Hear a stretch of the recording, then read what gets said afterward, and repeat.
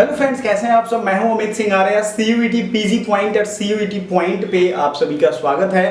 PG वाले बच्चों के लिए हमने अलग channel CUET PG point develop कर दिया है, जिसमें आज हम लोग बात करेंगे सीयूईटी एमएसडब्ल्यू यानी सोशल वर्क के 2025 की। अगर आप तैयारी कर रहे हो तो अभी से करो, क्योंकि जिन बच्चों का भी अच्छा रैंक आया है उन्होंने बहुत पहले से तैयारी की थी। सिलेबस कंप्लीट हम लोग बात करेंगे। DU, BHU, JMI, Tata institute of social science, इन सबको कैसे क्रैक करना है ये आपको मैं बताऊंगा सिलेबस के माध्यम से। इन सब का सिलेबस क्या है, पिछले वीडियो में हमने बताया था टिस, जो कि सबसे बेहतरीन टॉप क्लास की एक कोर्स है, जिसमें आपको 24 लाख से लेकर के 30-30 लाख तक के प्लेसमेंट ऑफर किए जाते हैं।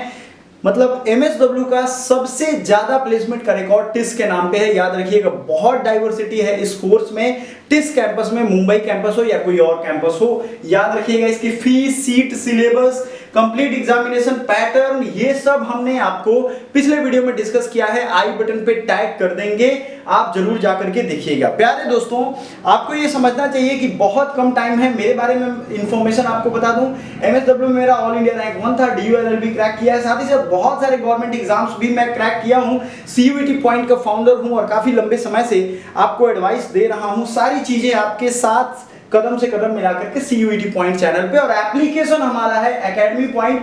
आप आराम से गूगल प्ले स्टोर पे जाओगे, आपको एप्लीकेशन मिल जाएगा एकेडमी पॉइंट। समझ में आया? एकेडमी पॉइंट हमारा एप्लीकेशन जरूर डाउनलोड करिएगा, बहुत ज्यादा हेल्प आपको मिलने वाला है। आगे बढ़ते हैं इस वीडियो में, और सबसे क्लीन एंड क्लियर आपको यह ध्यान रखना है कि आपको कोई भी इंफॉर्मेशन पक्की होनी चाहिए, जरूरत वाली होनी चाहिए। जैसे Tata institute of social science, ये देख रहे हो आप, सबसे बेहतरीन प्लेसमेंट है यहाँ के। इसका एंट्रेंस निकालने के लिए आपको कौन सा सिलेबस पढ़ना होगा, क्या पढ़ना होगा, ये सब हम इस वीडियो में जानेंगे। नेक्स्ट आपका पार्ट है एलएलबी, सोशल वर्क, इन सब का। देखो, एक पेपर कोड है सोशल वर्क का COQP11। बात समझो आप, Tata institute of social science हो, बीएचयू हो, जेएनयू हो, बीएचयू हो, डीयू हो, इसमें ये पेपर कोड भी है किसी किसी कोर्स में। यानी social work, BHU, COQP11 paper code आप आराम से याद रखो। और डीयू जो है वो सोशल वर्क का कोड ये इस्तेमाल कर रहा है। Tata institute of social science दोनों पेपर कोड इस्तेमाल कर रहे हैं। यानी टिस के लिए अगर आप एग्जाम दे रहे हो तो आप दोनों ही पेपर प्रिपेयर करो। मैं फिर से बता देता हूं, Tata institute of social science दोनों पेपर कोड की डिमांड कर रहे हैं। एक पेपर का कोड है, ये सिर्फ पेपर का सिलेबस अभी मैं दिखाऊंगा आपको। समझ में आ रहा है? क्लियरली आपको यह ध्यान रखना है कि COQP11 और HUQP21 ये पेपर कोड आपके काम का है। सिलेबस सोशल वर्क वाले बच्चों के लिए सबसे जरूरी है कि उनको सिलेबस बहुत बारीकी से ध्यान रखना है। इस बार एग्जाम जो हुए थे वो 300 मार्क्स के हुए थे, मात्र 75 क्वेश्चन ही रहे थे। ठीक है, सोशल वर्क HUQP21 का थोड़ा हम लोग डिटेल में सिलेबस देखते हैं। अगर इस सिलेबस को आप देखोगे, काफी कॉम्प्लेक्स सिलेबस है, एक जगह ये कहीं भी नहीं मिलता है। बात समझ में आ रहा है? जिसमें सोशल कॉन्सेप्ट है, सोशल में ये सोशियोलॉजी बैकग्राउंड के सारे कॉन्सेप्ट्स हैं, like family, marriage, neighbourhood, community organisation, culture, caste, clan, value, ये सब यहाँ पे है। अगर आप सोशियोलॉजी बैकग्राउंड से तो अच्छा है। दूसरा, इकोनॉमिक कॉन्सेप्ट में economy, market, production, distribution, demand, supply, ये सब पढ़ना है। देखो कितना वास्ट सिलेबस है। यूनिट 3 भी अगर हम बात करें तो ये हो जाएगा पॉलिटिकल कॉन्सेप्ट, जिसमें politics, democracy, decentralisation, panchayat, legislature, executive, judiciary, human rights, social justice, freedom, liberty, fundamental right and duty, इतने सारे चैप्टर्स है सिर्फ एक यूनिट में, और इस सब से सवाल आते हैं। आपको ये भी लग रहा होगा कि ना नहीं आता है। 9 यूनिट टोटल है, मैं सब आपको दिखा देता हूं।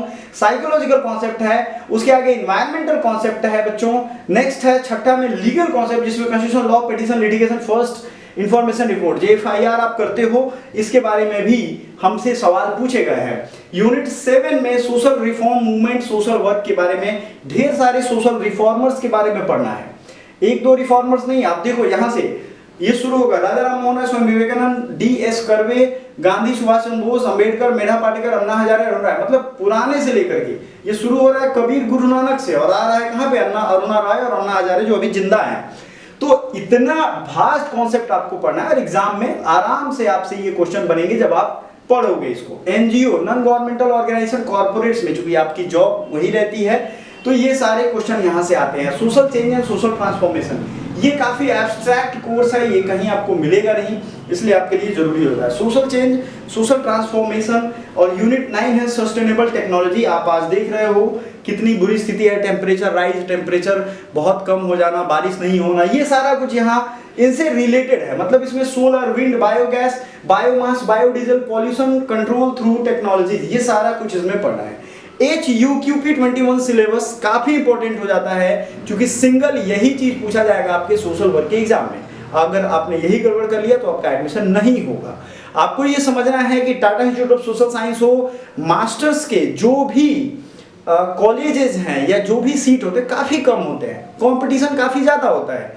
देखो 10,000 बच्चे ही फॉर्म भरते हैं, लेकिन वो एलिजिबल बच्चे होते हैं जो पढ़ते लिखते रहते हैं, उन्होंने ये फॉर्म सेलेक्ट किया है, पेपर सेलेक्ट किया है। तो आपका कंपटीशन वैसे लोगों से है जो पढ़ाई कर रहे हैं। अब जो रोज पढ़ रहा है ना, जो निकाल के किताबें देखता है ना, उससे आपको डरने की जरूरत है, क्योंकि वो पढ़ाई कर रहा है। आप स्टार्ट करोगे, आप सोचोगे और सोचते रह जाओगे।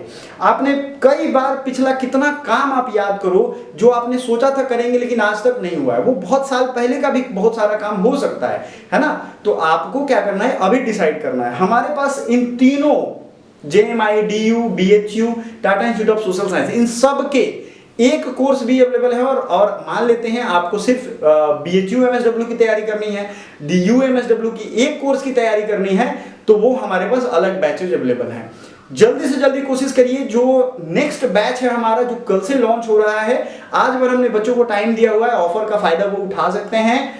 तीनों सोशल वर्क का सिलेबस, तीनों चारों यूनिवर्सिटी का 2 ही सिलेबस है, जो कि COQP11 है, वो जनरल पेपर है, ये भी सोशल वर्क में आता है ना। सोशल वर्क के साथ ये और भी बहुत सारे पेपर में आता है।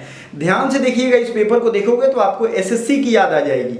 75 क्वेश्चन इसमें भी हैं, ठीक है। 75 क्वेश्चन है, जिसमें आपको इंग्लिश कॉम्प्रिहेंशन है, इंग्लिश और हिंदी दोनों का अपना अपना रोल है, ठीक है बच्चों। इंग्लिश देखोगे आप, English grammar, jumbled para, sentence correction, improvement, reading comprehension, paragraph, one word substitution, synonym, antonym, ये सब यहाँ बहुत बड़ा रोल प्ले करेगा। हिंदी में यही चीजें हैं जो दिख रही हैं, मतलब इंग्लिश वाला ही है। आगे बात करते हैं जीके और अवेयरनेस का। एक बहुत वास्ट सिलेबस है। मैंने कहा ना, अगर आप SSC की तैयारी कर रहे हो तो आपको यहाँ लीड मिल जाएगा, अदरवाइज आप खो जाओगे। तो चैनल तो सब्सक्राइब कर ही लेना। हमारा एप्लीकेशन एकेडमी पॉइंट है, उस पर जाकर के कोर्स जरूर विजिट कर लेना। आपको जो एप्लीकेबल ऑफर्स हैं, कूपन्स हैं, वो हम आपको प्रोवाइड कर देंगे। तीनों कोर्स के लिए आपको हेवी डिस्काउंट मिल रहा है, लेकिन सिंगल कोर्स में भी आपको डिस्काउंट मिल रहा है, जाकर के जरूर देखिएगा। टाइम है, 1 साल की वैलिडिटी रहेगी हमारे कोर्स के बारे में। एप्लीकेशन आपको वहीं मिल जाएगा, वहां से भी आप स्टोर सेक्शन में जाओगे, आपको देख सकते हो। तो अगर मान लो 1 साल से ज्यादा वाले बच्चे भी हों जो 2026 में देने वाले हों, वो भी जारी कर सकते हैं। सिलेबस भाई बहुत बड़ा है, आपको पढ़ना पड़ेगा। Literature, history, Indian personality, sports, national and international economy, economics, science, politics, legal awareness, trade awareness, geography and culture, इतना वास्ट सिलेबस सिर्फ जीके एंड अवेयरनेस का है। कंप्यूटर में अगर बात करें तो कंप्यूटर का hardware, software, fundamental, Microsoft window, MS office, word, सारा कुछ ये पूछ लेंगे। वेबसाइट कैसे बनता है, वेब ब्राउजर, कंप्यूटर वायरस, ये सब कुछ इंपॉर्टेंट कंप्यूटर रिलेटेड टर्म्स भी ये पूछते हैं, मतलब जो शॉर्ट फॉर्म और लॉन्ग फॉर्म होता है। उसके बाद लॉजिकल रीजनिंग एंड मैथ्स की बारी आती है, जिसमें आप देखोगे क्लॉक, कैलेंडर, एवरेज, ठीक है ना, simplification, problem and on age, number train, LCM, HCA, profit loss, partnership, compound interest, simple interest, time work, मतलब सारा SSC का सिलेबस इन्होंने अपग्रेड करके डाल दिया। Time distance, stock share, discount, bank, geometry, mensuration, set, union, permutation, combination. आप जरा syllabus देखो, ये सिलेबस हिंदी में है नहीं, ये ओरिजिनल सिलेबस है ऑफिशियल वेबसाइट का। तो आपको ये सारा देख करके ऐसा लग रहा होगा कि अच्छा खासा सिलेबस है और भैया इसकी तैयारी तो करनी पड़ेगी, बिना तैयारी के ये नहीं हो पाएगा। समझ में आ रहा है आपको? आगे बढ़े। लॉजिकल रीजनिंग में भी सेम हालत है, लगभग 41 चैप्टर्स हैं मैथ्स और general aptitude and logical reasoning के। तो ये 41 चैप्टर आपके लिए बहुत बड़ा रोल प्ले करते हैं। समझ में आ रहा है? आपको 41 चैप्टर्स बहुत बड़ा रोल प्ले करने वाले हैं। आपको अलर्ट मोड में पढ़ाई करनी पड़ेगी, एक लंबा समय देना पड़ेगा। आखिरी टाइम में पढ़ोगे तो बहुत ज़्यादा दिक्कत हो सकती है, इसलिए टाइम से पढ़ाई करो, टाइम से आप स्टार्ट करो। मैं सबसे ज़्यादा इसी बात पे आपके लिए चिंतित रहता हूँ कि टाइम से स्टार्ट नहीं करोगे, टाइम से जर्नी स्टार्ट नहीं करोगे तो आपके टाइम से पहुंचोगे नहीं उस स्टेशन पे जहां आप पहुंचना चाहते हो। तो ये आप एक काम कर सकते हो कि बैचेज ज्वाइन कर सकते हो। दूसरा है कि अगर आप सफिशिएंट हो, आप जानते हो ये सब सिलेबस, खुद से तैयारी कर सकते हो तो डेफिनेटली कर सकते हो। इसकी स्टडी मटेरियल भी हम प्रोवाइड करवाते हैं HUQP21 और COQP11 का। सो COQP11 में जीके जीएस का पोर्शन का पार्ट और HUQP21 का स्टडी मटेरियल, ये सब आपको हम रेगुलर बेसिस पे आपको अपडेट देते रहते हैं किस में क्या पढ़ना है। कुछ डेमो वीडियो भी हमने YouTube पे पढ़ाया था, आज अब भी पढ़ाएंगे। आपको टेंशन लोड परेशानी नहीं लेना है, आपको ध्यान रखना है कि कब इसके फॉर्म आएंगे, सब कुछ हम आपको एक एक करके बताएंगे। So most of the important है कि भैया ये 2 पेपर हैं, इतना बड़ा सिलेबस है, हम कवर कैसे करेंगे, हाउ टू क्रैक वाले पार्ट पे आते हैं। देखो सबसे पहले एक डेली शेड्यूल बनाओ, सुबह 2 घंटे पढ़ने हैं या शाम में 3 घंटे पढ़ने, ये आपको पता है। आपको सिलेबस प्रिंट करवा करके रख लेना है सामने। जब आप प्रिंट करवा के रख लोगे ना तो आपको खुद ब खुद उसकी टेंशन होगी कि अब हम सिलेबस कैसे कवर करें, कहाँ से करें, क्या पढ़ें। जब ये चीज़ आपके दिमाग में घूमने लगेगा कि सिलेबस हम कैसे पढ़ें तो आप डेफिनेटली उसकी पढ़ाई स्टार्ट करोगे। आपको उसके लिए किसी के आगे मतलब ये होता है ना कि कैसे पढ़ें ये बोलने की ज़रूरत नहीं है। आप एक टाइम डेडिकेट करो और सिलेबस को सामने रखो। आप अगर कोर्सेज ज्वाइन कर रहे हो तो वहाँ रेगुलर क्लासेस चलेंगी, नहीं ज्वाइन कर रहे हो तो डेली आप सर्च करके, इंटरनेट पे भी सोर्स हो सकते हैं कि अवेलेबल हो, कहीं कोई बुक अभी तक अवेलेबल नहीं है, इसलिए मैं सजेस्ट कर रहा हूँ स्टडी मटेरियल आप हमारा लेकर के वहाँ से खुद से सेल्फ स्टडी कर सकते हो। बाकी रही गाइडेंस और मेंटरशिप की तो वो हम टाइम टू टाइम आपको करते रहेंगे, लेकिन डिसिप्लिन्ड वे में डेली कुछ ना कुछ आपको पढ़ना है।